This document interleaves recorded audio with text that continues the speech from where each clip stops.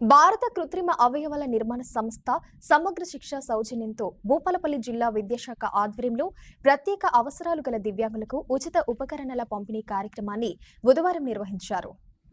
99 మంది దివ్యాంగులకు జిల్లా విద్యాశాఖ అధికారి రాజేందర్ చేతుల మీదుగా 9,88,200 రూపాయల విలువగల వీల్ చైర్స్, ట్రై సైకిల్స్, చెవిటి machines, rollators, TLM kits, Braille kits పరికరాలను అందజేశారు. అనంతరం జిల్లా సీఎంఓ కోఆర్డినేటర్ సామల రమేష్ మాట్లాడుతూ పరికరాలను సక్రమంగా వినియోగించుకునేలా తల్లిదండ్రులు ప్రత్యేక శ్రద్ధ వహించాలని కోరారు. ప్రతి సంవత్సరం సమగ్ర శిక్ష ద్వారా భవిత పాఠశాలలకు వచ్చే దివ్యాంగ పిల్లలకు ఎస్కార్ట్ అలవెన్స్, ట్రాన్స్పోర్ట్ అలవెన్స్, దివ్యాంగ విద్యార్థులకు స్కాలర్షిప్స్ అందిస్తామన్నారు. వచ్చే విద్యా సంవత్సరం నుండి భవిత సెంటర్లో జరిగే ఫిజియోథెరపీ, స్పీచ్ థెరపీ క్యాంపులను దివ్యాంగులు వినియోగించుకోవాలన్నారు. ఈ కార్యక్రమంలో భూపాలపల్లి మండల పరిషత్ అభివృద్ధి అధికారి N Nagaraju, AMO K Lakshman, planning coordinator D Rajagopal, ALI MCO ప్రతినిధులు ప్రియవర్మ, సర్వన్ కుమార్, దివ్యాంగ పిల్లలు, వారి తల్లిదండ్రులు పాల్గొన్నారు.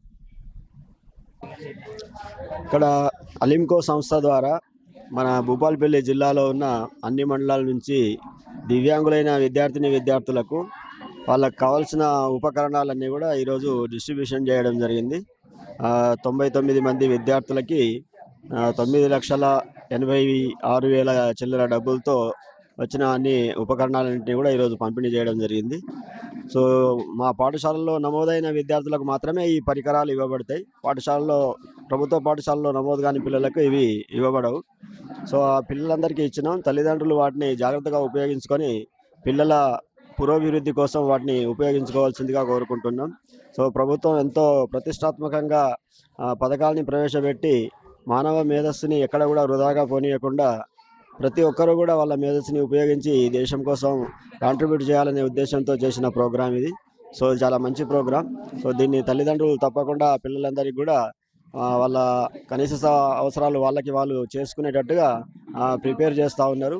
తల్లిదండ్రులతో పాటు మా విద్యా విభాగం నుంచి ఐఈడి, ఐఆర్పీలు ఉన్నారు. అదేవిధంగా పాఠశాలల్లో స్పెషల్ ఎడ్యుకేటర్స్ కూడా ఉన్నారు. వాళ్ళంతా కూడా వాళ్ళ యొక్క సేవల్ని ఉపయోగించి సాధారణ జీవితం గడపడానికి కొంత తోడ్పాటును అందించే ప్రయత్నం విద్యా సంస్థ ద్వారా జరుగుతూ ఉన్నది.